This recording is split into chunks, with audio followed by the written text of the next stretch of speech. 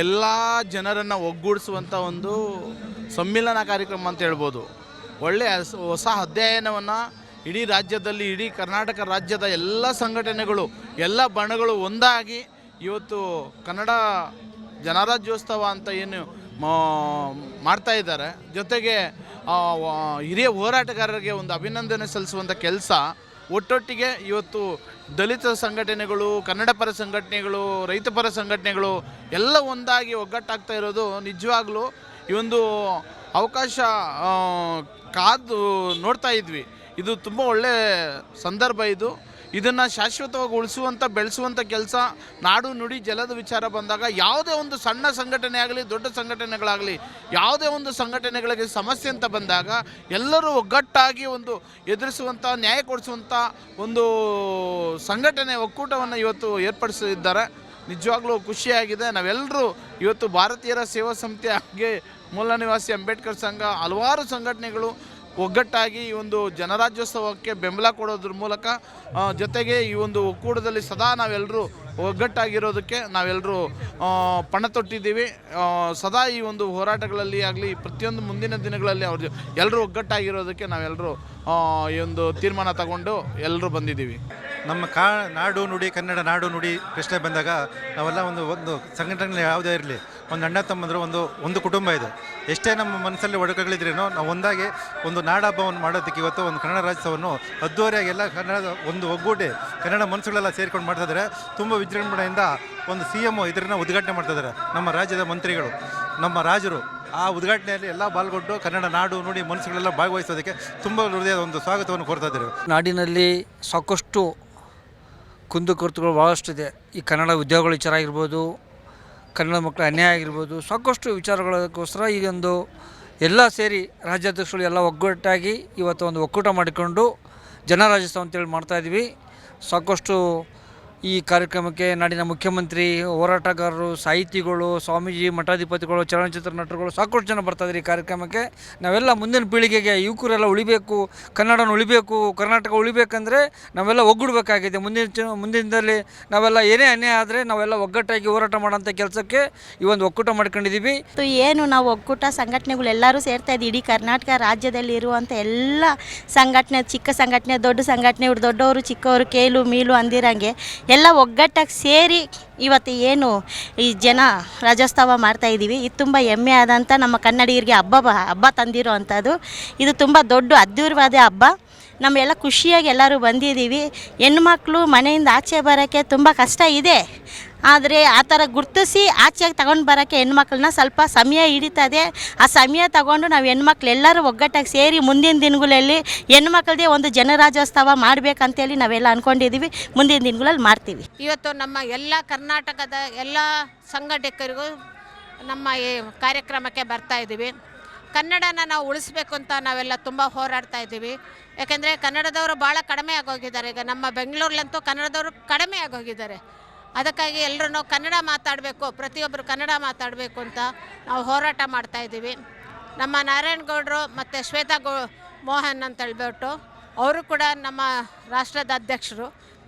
ಎಲ್ಲರೂ ಸೇರಿ ನಾವು ಇವರು ಮಹಾಲಕ್ಷ್ಮಿ ಲೇಔಟದ್ದು ಗೀತಾ ಅಂತ ಹೇಳ್ಬಿಟ್ಟು ನಮ್ಮ ಕ್ಷೇತ್ರದ ಅಧ್ಯಕ್ಷರು. ಅವರು ನಿಮ್ಮನ್ನು ಸೇರಿಸಿ ನನ್ನೂ ಸೇರಿಸಿ ನನ್ನ ಇಡೀ ಕುಟುಂಬ, ಕರ್ನಾಟಕದ ಕುಟುಂಬಕ್ಕೆ ನಾನು ಹೇಳ್ತಾ ಇದ್ದೀನಿ ಸಂದೇಶನ.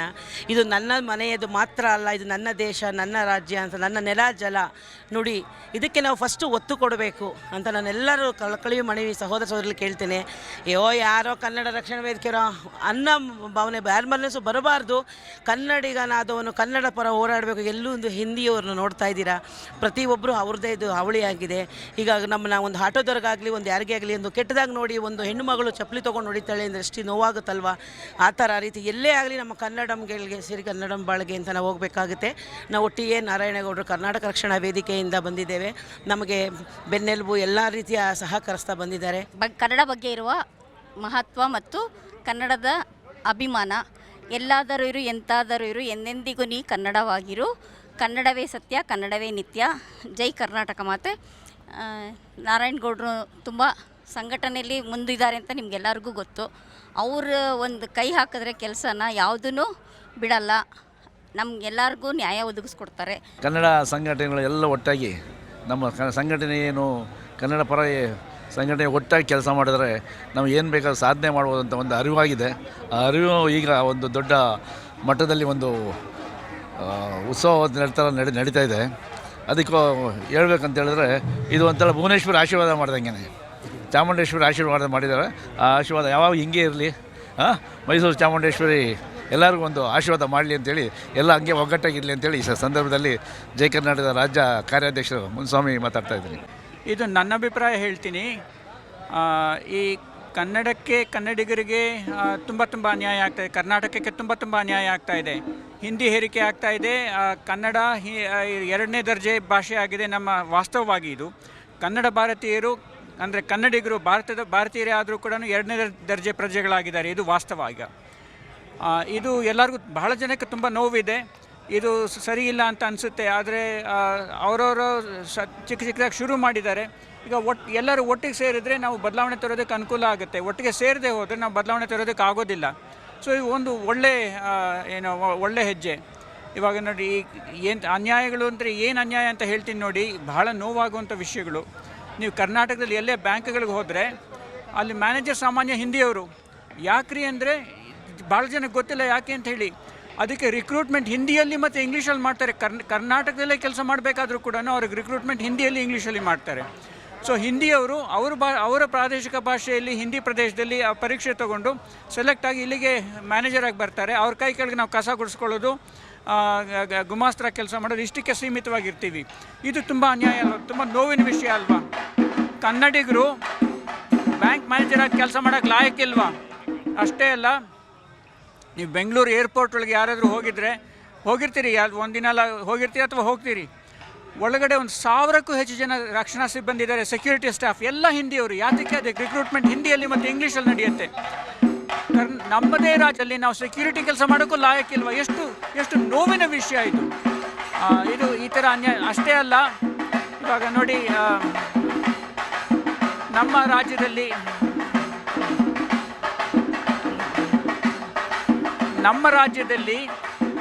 ಮಕ್ಕಳಿಗೆ ಶಿಕ್ಷಣದಲ್ಲಿ 3 ಕಡ್ಡಾಯ ಭಾಷೆಗಳಿದೆ: ಕನ್ನಡ, ಇಂಗ್ಲೀಷ್, ಅದರ ಜೊತೆಗೆ ಹಿಂದಿ ಕಡ್ಡಾಯ ಇದೆ. ಹಿಂದಿ ಪ್ರದೇಶಗಳಲ್ಲಿ ಹಿಂದಿ ಮತ್ತು ಇಂಗ್ಲೀಷ್ ಎರಡೇ ಭಾಷೆಗಳು ಬೇಕಾಗಿರೋದು. ನಮ್ಮ ಮಕ್ಕಳ ಮೇಲೆ ಜಾಸ್ತಿ ಹೊರೆ. ಇದು ತೀರಾ ಅನ್ಯಾಯ. ಇದ್ರ ಬಗ್ಗೆ ಈಗ ಒಂದು SCP ಅಂದರೆ ಸ್ಟೇಟ್ ಎಜುಕೇಷನ್ ಪಾಲಿಸಿ ಕಮಿಟಿಯವರು ಶಿಫಾರಸು ಮಾಡಿದ್ದಾರೆ. ಎರಡೇ ಕಡ್ಡಾಯ ಭಾಷೆ ಇರಬೇಕು, ಕನ್ನಡ ಮತ್ತು ಇಂಗ್ಲೀಷ್ ಎರಡೇ ಇರಬೇಕು, ಹಿಂದಿ ಕಡ್ಡಾಯ ಇರಬಾರ್ದಂತ. ಯಾವುದೇ 2 ಭಾಷೆಗೆ ಮೀರಿ ಯಾವುದು ಕಡ್ಡಾಯ ಇರಬಾರ್ದಂಥೇಳಿ. ಐಚ್ಛಿಕವಾಗಿ ಯಾರೇನೇ ಕಲೀಲಿ, ಅದು ಬೇರೆ ವಿಷಯ. ಈ ಶಿಫಾರಸು ಮಾಡಿದರೂ ಕೂಡ ಕರ್ನಾಟಕ ಸರ್ಕಾರ ಈವರೆಗೂ ಆ ಬದಲಾವಣೆಗೆ ಜಾರಿ ಮಾಡಿಲ್ಲ.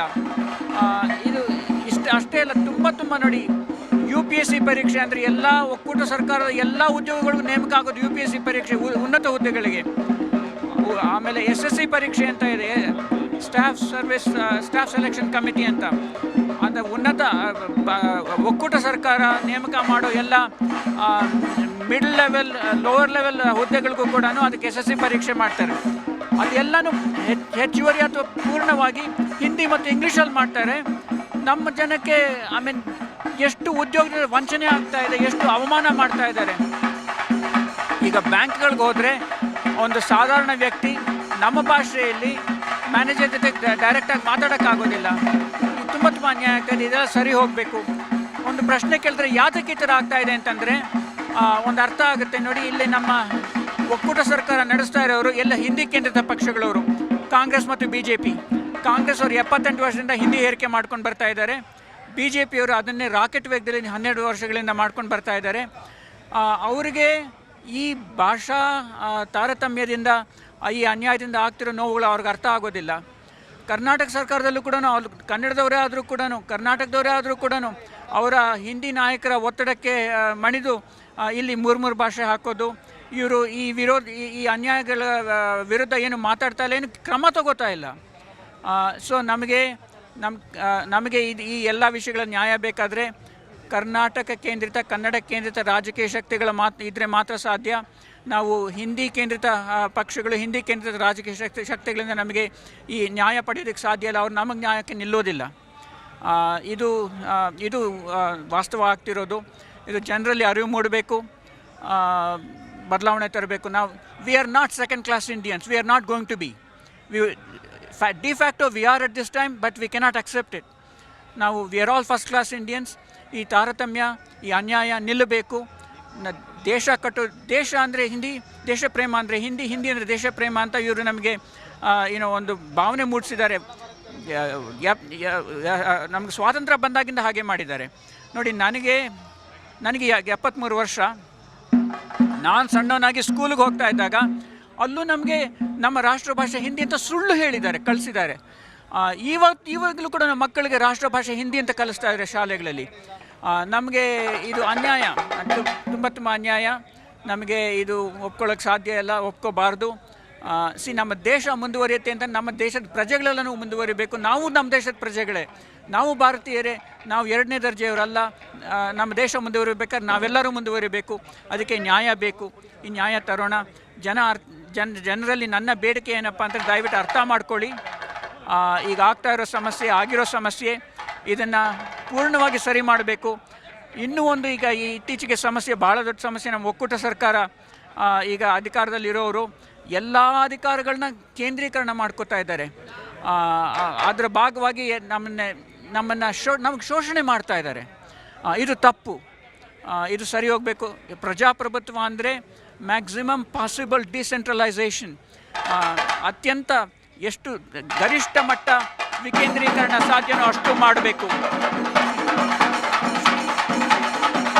ಕಲ್ಯಾಣ ಕರ್ನಾಟಕದ ಮೂಲೆ ಮೂಲೆಯ ಜನರ ಧ್ವನಿಯಾಗುತ್ತಿದೆ ವಾರ್ತಾಭಾರತಿ. ನೀವಿನ್ನೂ ವಾರ್ತಾಭಾರತಿ ಯೂಟ್ಯೂಬ್ ಚಾನೆಲ್ ಸಬ್ಸ್ಕ್ರೈಬ್ ಮಾಡಿಲ್ಲ ಎಂದಾದರೆ ಈಗಲೇ ಕೆಳಗೆ ಕಾಣುವ ಸಬ್ಸ್ಕ್ರೈಬ್ ಬಟನ್ ಹಾಗೂ ಪಕ್ಕದ ಬೆಲ್ ಐಕನ್ ಒತ್ತಿ ಈ ನಿಮ್ಮ ಮಾಧ್ಯಮವನ್ನ ಬೆಂಬಲಿಸಿ, ಪ್ರೋತ್ಸಾಹಿಸಿ. ಈ ಕಾರ್ಯಕ್ರಮ ನಿಮಗೆ ಇಷ್ಟವಾದರೆ ಲೈಕ್ ಮಾಡಿ, ನಿಮ್ಮ ಅಭಿಪ್ರಾಯಗಳನ್ನ ಕೆಳಗೆ ಕಮೆಂಟ್ ಮಾಡಿ. ಈ ವಿಡಿಯೋದ ಲಿಂಕ್ ಅನ್ನ ನಿಮ್ಮ ಬಂಧು ಮಿತ್ರರಿಗೆ ವಾಟ್ಸ್ಆಪ್ ಮಾಡಿ.